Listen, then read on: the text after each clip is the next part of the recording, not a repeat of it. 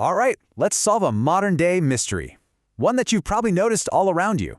And maybe, just maybe, it's happening right there in your own pocket. You know who I'm talking about, right? You call, it goes straight to voicemail. You send a text, and then hours later, you get that reply, "Sorry, my phone was on silent." It seems like such a simple habit, but trust me, there's a lot more going on beneath the surface. So what's really happening here? Well, this choice, it isn't random. And it's not just about being forgetful. The answer is pure psychology. It's a deliberate act that reveals a fascinating amount about how a person relates to the world, to other people, and, most importantly, to themselves. So our first major clue in this whole mystery has to do with something really fundamental: self-worth. And specifically, whether that self-worth is tied to the constant buzz of notifications. It all comes down to this idea of internal validation. See, people who have it, well, they just don't need a constant stream of messages or likes to feel valued. Their sense of who they are is stable, whether their phone is blowing up with notifications or completely quiet. And this quote? Wow, it just perfectly captures that mindset. Existence doesn't need a digital announcement. For someone with real internal validation, their own importance is a given. They don't need the digital world constantly pinging them to remind them that they matter. Okay, so let's move on to our next clue and see how this all connects. For a lot of people, keeping a phone on silent isn't just about self-worth. It's a very real strategy for managing their own emotional well-being. I mean, think about it. That jarring sound, it's not just a notification, is it? It's an instant summons. It demands your attention right now. And for people who are sensitive to that kind of sudden social intensity, it doesn't feel like connection. It feels like stress.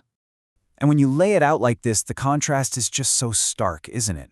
On one side, you've got a life filled with sudden demands, constant pressure, and social obligation.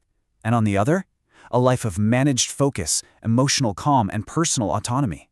Choosing to keep your phone on silent is literally choosing the world on the right. Now, what's really crucial to understand here is that this is often a learned response. When being constantly available just leads to stress or disappointment, your brain learns to protect itself. And silence, well, silence becomes its shield.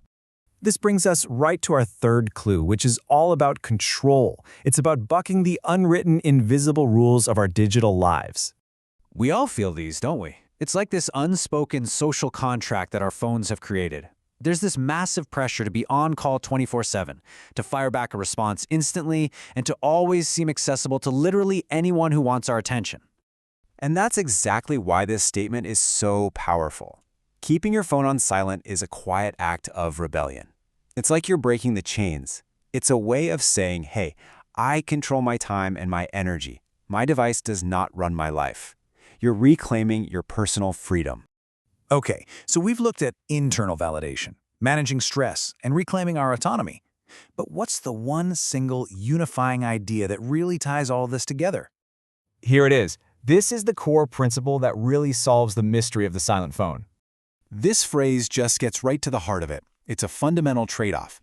It's a choice between performing for the digital world and protecting your own inner peace. It's a conscious decision to put one over the other. And this is the big aha moment. You know, being constantly available is a kind of performance. You're playing the role of the responsive friend, the diligent colleague, the always-there family member. Choosing silence is choosing to step off that stage. It's prioritizing your own internal calm and your own quiet thoughts over the outward show of being constantly connected. So the next time you reach to turn your phone's volume up or down, maybe just take a second and think about it.